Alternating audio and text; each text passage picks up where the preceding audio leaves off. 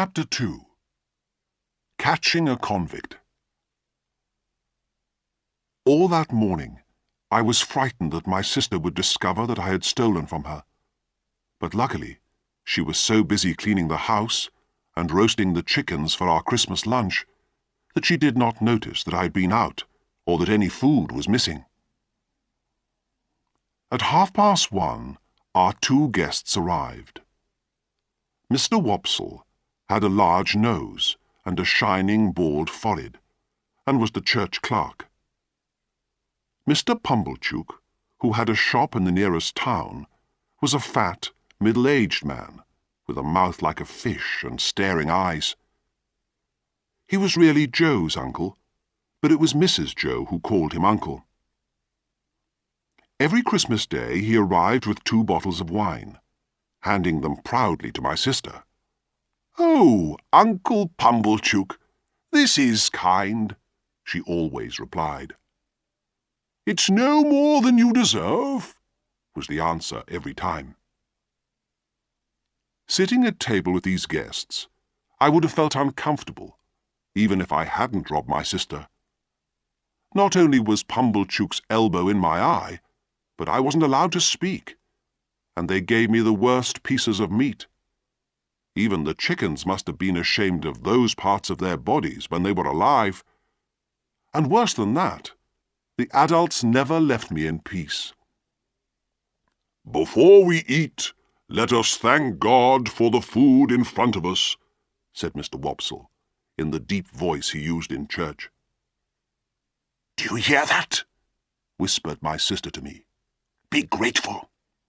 "Especially," said Mr. Pumblechook firmly, "be grateful, boy, to those who brought you up by hand."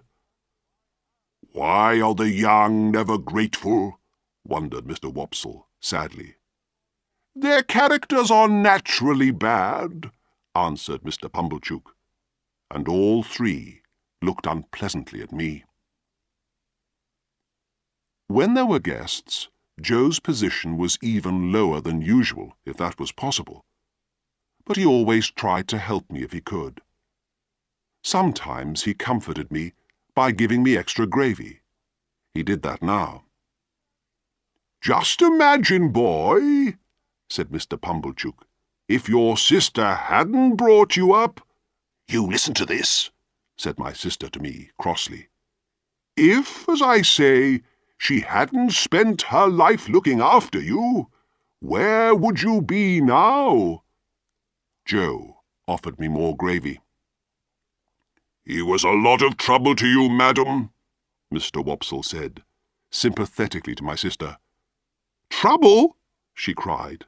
"Trouble?"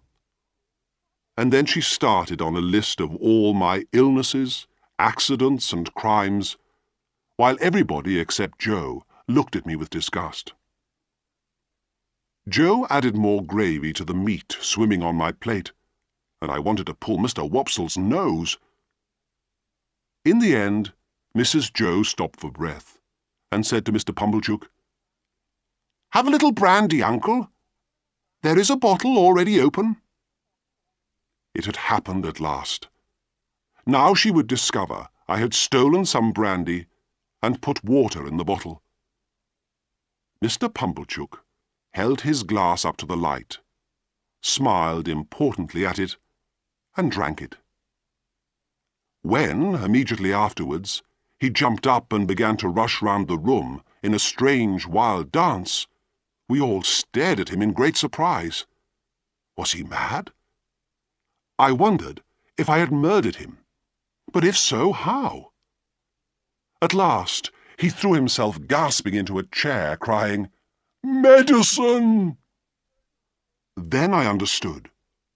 Instead of filling up the brandy bottle with water, I had put Mrs. Joe's strongest and most unpleasant medicine in by mistake. That was what the big brown bottle contained. "But how could my medicine get into a brandy bottle?" asked my sister. Fortunately, she had no time to find the answer, as Mr. Pumblechook was calling for a hot rum to remove the taste of the medicine. "And now," she said, when the fat man was calmer, You must all try Uncle Pumblechook's present to us, a really delicious meat pie." "That's right, Mrs. Joe," said Mr. Pumblechook, looking more cheerful now. "Bring in the pie." "You shall have some, Pip," said Joe kindly. I knew what would happen next. I could not sit there any longer. I jumped down from the table and ran out of the room. But at the front door, I ran straight into a group of soldiers. Mrs. Joe was saying as she came out of the kitchen, "The pie has gone," but stopped when she saw the soldiers. "Excuse me, ladies and gentlemen," said the officer in charge. "I'm here in the king's name, and I want the blacksmith." "And why do you want him?" said my sister crossly. "Madam," replied the officer politely, "speaking for myself, I'd like the pleasure of meeting his fine wife. Speaking for the king, I'd like him to repair these handcuffs." "Ah, very good, very good," said Mr. Pumblechook, clapping. The soldiers waited in the kitchen, while Joe lit the forge fire and started work. I began to feel better, now that everyone had forgotten the missing pie. "How far are we from the marshes?" asked the officer. "About a mile," replied Mrs. Joe. "That's good. We'll catch them before it's dark." "Convicts, officer?" asked Mr. Wopsle. "Yes, 2 escaped convicts out on the marshes. Has anyone here seen them?" The others all shook their heads. Nobody asked me. When the handcuffs were ready, Joe suggested we should go with the soldiers, and as Mrs. Joe was curious to know what happened, she agreed. So Joe, Mr. Wopsle and I walked behind the men through the village and out onto the marshes. "I hope we don't find those poor men, Joe," I whispered. "I hope not either, Pep," he whispered back. It was cold, with an east wind blowing from the sea, and it was getting dark. Suddenly we all stopped. We heard shouts in the distance. "This way! Run!" the officer ordered, and we all rushed in that direction. The shouts became clearer. "Murder! Escaped convict! Help!" At last we discovered 2 men fighting each other. One was my convict, and the other was the man who had run away when I had seen him near the shelter. Somehow the soldiers held the men apart and put the handcuffs on them. "Here he is! I'm holding him for you!" shouted my convict. "Officer! He tried to murder me!" cried the other man. His face was bleeding, and he was clearly very frightened.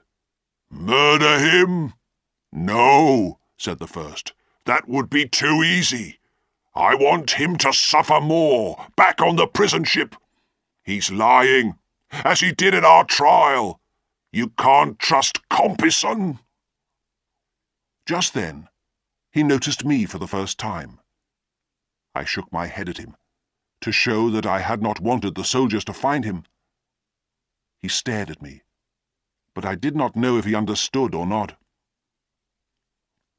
The prisoners were taken to the riverside, where a boat was waiting to take them onto the prison ship.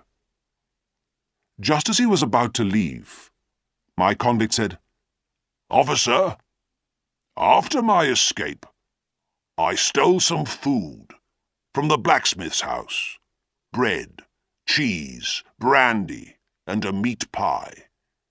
I'm sorry I ate your pie, blacksmith." "I'm glad you did," replied Joe kindly. "We don't know why you're a convict, but we wouldn't want you to die of hunger." The man rubbed his eyes with the back of his dirty hand. We watched the small boat carry him out to the middle of the river, where the great black prison ship stood high out of the water, held by its rusty chains. He disappeared into the ship, and I thought that was the last I had seen of him.